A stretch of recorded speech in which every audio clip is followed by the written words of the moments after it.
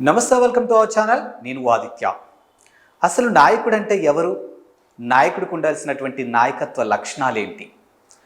అసలు సిసలైన నాయకుడు ఎప్పుడు ప్రజలకు తెలుస్తాడు?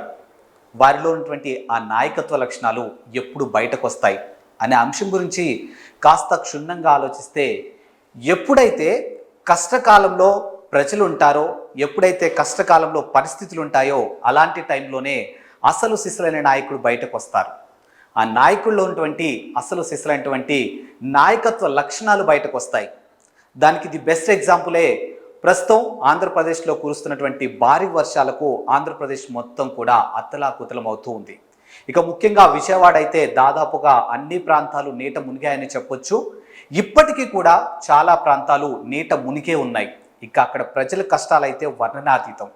బట్ అటువంటి కష్టకాలంలో కూడా ఒక సీఎం హోదాలో ఉండి కూడా దాదాపుగా ఆయన వయసు 74 సంవత్సరాలు అయినా కూడా ప్రజలతో మమేకమై ఉంటూ, ప్రజలకి అందుబాటులో ఉంటూ, కూటమిలో ఉన్నటువంటి అందరి మంత్రుల్ని అలర్ట్ చేస్తూ, అటు ప్రభుత్వ అధికారులను సైతం అలర్ట్ చేస్తూ, ఐఏఎస్ల కాడ నుంచి ఐపీఎస్ల దగ్గర నుంచి పోలీస్ డిపార్ట్మెంట్ దగ్గర నుంచి ప్రతి ఒక్కరిని కూడా అనుక్షణం అలర్ట్ చేస్తూ కమాండ్ కంట్రోల్ రూమ్లో నుంచి అలాగే నేరుగా ప్రజల దగ్గరకు వెళ్తూ ప్రజలకు కావలసినటువంటి అవసరాలు ఏదైతే ఆహారం, త్రాగునీరు, వైద్య సదుపాయం, పునరావాస కేంద్రాలు, ఇలా ప్రతి ఒక్క అంశాన్ని కూడా తానే దగ్గరుండి క్షుణ్ణంగా పరిశీలిస్తున్నారు AP CM Chandrababu Naidu.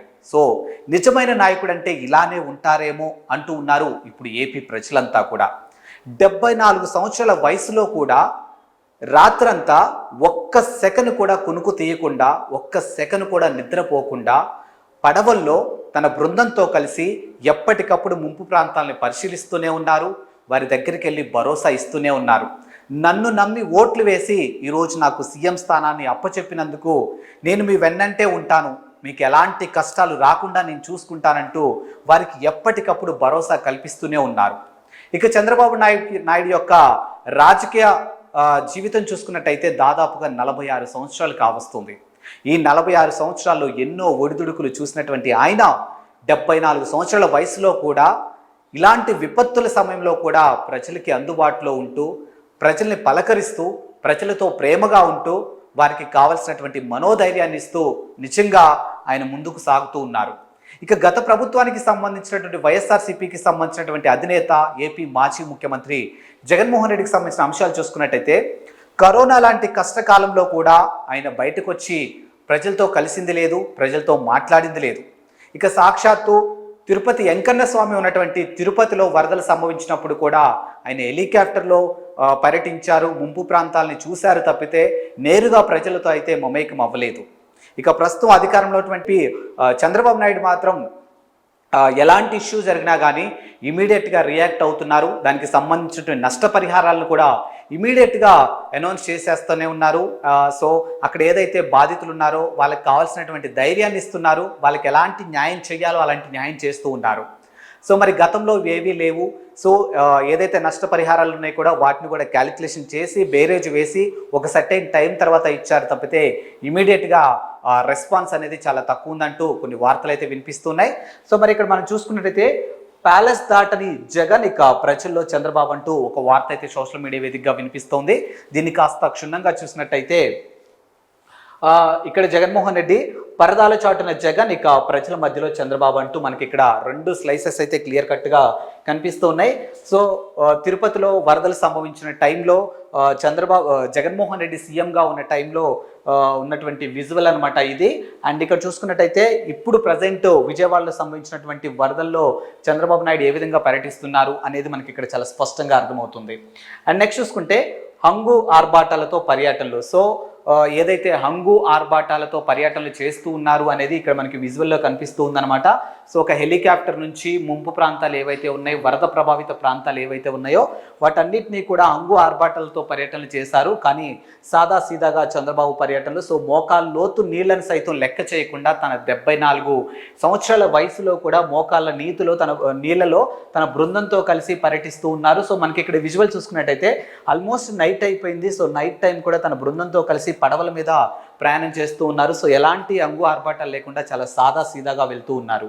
And next చూసుకుంటే పర్యటనలో ట్రాఫిక్ పూర్తిగా నిలిపివేత.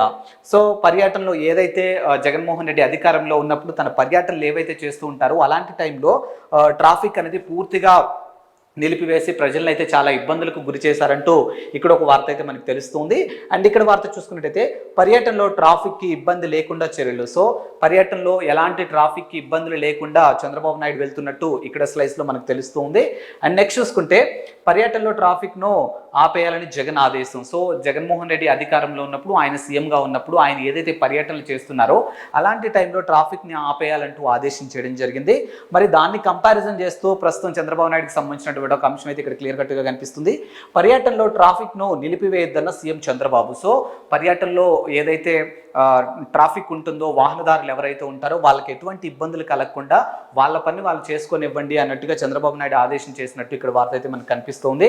అండ్ నెక్స్ట్ స్లైడ్ చూసుకుంటే ప్రమాదాలు జరిగిన తాడేపల్లి ప్యాలెస్లోనే జగన్. సో ప్రమాదాలు జరిగినా కూడా తాడేపల్లిలోనే జగన్మోహన్ రెడ్డి ఉన్నాడంటూ ఇక్కడ స్లైడ్స్లో అయితే వెల్లడించడం జరిగింది. సో అంటే మనం ఇందాక మాట్లాడుకున్నాం కదా, తిరుపతికి సంబంధించిన వరదలు అవ్వచ్చు, లేకపోతే వైజాగ్కి సంబంధించినటువంటి హుదూద్ తుఫాన్కి సంబంధించినటువంటి కొన్ని అంశాలు అవ్వచ్చు, లేదంటే కరోనా టైం లాంటి సందర్భాలు, ఇలా ప్రతిదీ కూడా చూసుకున్నట్టయితే అలాంటి టైంలో కూడా తాడేపల్లిలోనే ఉండి తన నివాసంలో ఉండి ప్యాలెస్లో ఉండి ఆదేశాలు జారీ చేశారు తప్పితే నేరుగా ప్రజల్ని కలిసే ప్రయత్నాలు అయితే చేయలేదంటూ ఈ స్లైడ్స్ ద్వారా వెల్లడిస్తూ ఉన్నారు. అండ్ మరో అంశం ఇక్కడ చూసుకున్నట్టయితే ప్రమాదం స్థలానికి నిమిషాల్లో చేరుతున్నటువంటి చంద్రబాబు. సో ప్రమాదాలు ఎక్కడైతే జరుగుతున్నాయో అలాంటి ప్లేసెస్కి కేవలం నిమిషాల వ్యవధిలోనే వెళ్తున్నట్టు ఇక్కడ ఒక స్లైడ్స్ ద్వారా అయితే వెల్లడించడం జరిగింది.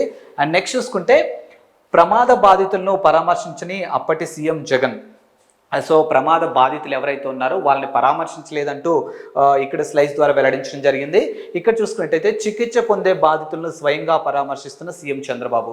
సో ప్రస్తుతం ఎవరైతే ప్రమాదాల బారిన పడినటువంటి వాళ్ళు చికిత్స పొందుతూ ఉన్నారో వాళ్ళ దగ్గరికి నిమిషాల వ్యవధిలో వాళ్ళ దగ్గరికి వెళ్ళడం, వాళ్ళని పరామర్శించడం చేస్తున్నారంటూ ఈ స్లైడ్స్ ద్వారా తెలియజేస్తూ ఉన్నారు. అంటే మొత్తానికి జగన్మోహన్ రెడ్డి సీఎంగా ఉన్నప్పుడు, చంద్రబాబు నాయుడు సీఎంగా ఉన్నప్పుడు ఆ కంపారిజన్ ఏదైతే ఉందో అవన్నీ స్లైడ్ల ద్వారా కొన్ని మీడియా కథనాలు, కొన్ని మీడియాలో వార్తలు అయితే ఇక్కడ తెలియజేస్తున్నాము. అండ్ నెక్స్ట్ చూసుకుంటే ప్రమాద బాధితులను పరామర్శించని అప్పటి సీఎం జగన్. ఇక ఇది మనం ఇందాక చూసుకున్న స్లైడ్సే. అండ్ నెక్స్ట్ స్లైడ్ చూసుకుంటే మొన్న అనకాపల్లి జిల్లాలో ఎసెన్షియా ఫార్మా కంపెనీలో ప్రమాదం. ఇక గంటల్లో ప్రమాద బాధితులను ఆసుపత్రిలో పరామర్శించిన చంద్రబాబు.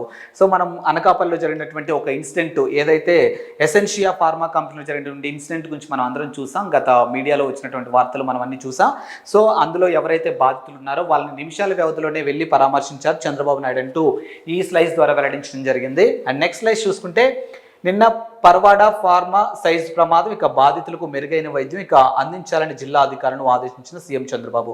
సో నిన్న జరిగినటువంటి పర్వాడ ఫార్మా సైజ్ ప్రమాదం ఏదైతే ఉందో దానికి సంబంధించిన అంశాలను కూడా ఏపీ సీఎం చంద్రబాబు నాయుడు గారు వెంటనే రియాక్ట్ అయినట్టు ఇక్కడ తెలుస్తుంది. సో అధికారులను ఆదేశించారు, వాళ్ళకి మెరుగైన వైద్యం అందించాలంటూ మెన్షన్ చేసినట్టు ఇక్కడ వార్త అయితే మనకి కనిపిస్తుంది.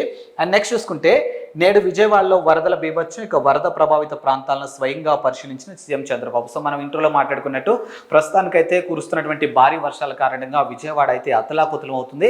సో అలాంటి పరిస్థితుల్లో ఉన్నటువంటి ప్రజలు ఎవరైతే ఉన్నారో వాళ్ళని నేరుగా చంద్రబాబు నాయుడు వెళ్ళి కలవటం, వాళ్ళని పరామర్శించడం జరుగుతుంది. అండ్ నెక్స్ట్ చూసుకుంటే గతంలో ప్రమాదాలు వరద ప్రభావిత ప్రాంతాలకు రాని అప్పటి సీఎం జగన్. సో ఇక్కడ స్లైడ్స్ ద్వారా ఏంటంటే గతంలో కూడా ఇలాంటి ప్రమాదాలు జరిగాయి, గతంలో కూడా ఇలాంటి ప్రకృతి వైపరీత్యాలు సంభవించినప్పుడు కూడా అప్పటి సీఎంగా ఉన్నటువంటి జగన్మోహన్ రెడ్డి మాత్రం ప్రజల్ని నేరుగా కలవటం అయితే జరగలేదంటూ ఈ స్లైడ్స్ ద్వారా వెల్లడించడం జరిగింది. అండ్ నెక్స్ట్ చూసుకుంటే తాడేపల్లి ప్యాలెస్ నుంచి సమీక్షలు, ఇక అక్కడి నుంచే పరామర్శలు చేసినటువంటి జగన్. సో తాడేపల్లి ప్యాలెస్ నుంచే ఈ ప్రకృతి వైపరీత్యాలు సంబంధించినప్పుడు కానీ ప్రమాదాలు జరిగినప్పుడు కూడా నేరుగా ప్రజలనైతే కలవకుండా తాడేపల్లి ప్యాలెస్ నుంచి మాత్రమే సమీక్షలు జరపడం జరిగింది. సో అనే ఇక్కడ స్లైడ్స్ ద్వారా వెల్లడించడం జరిగింది.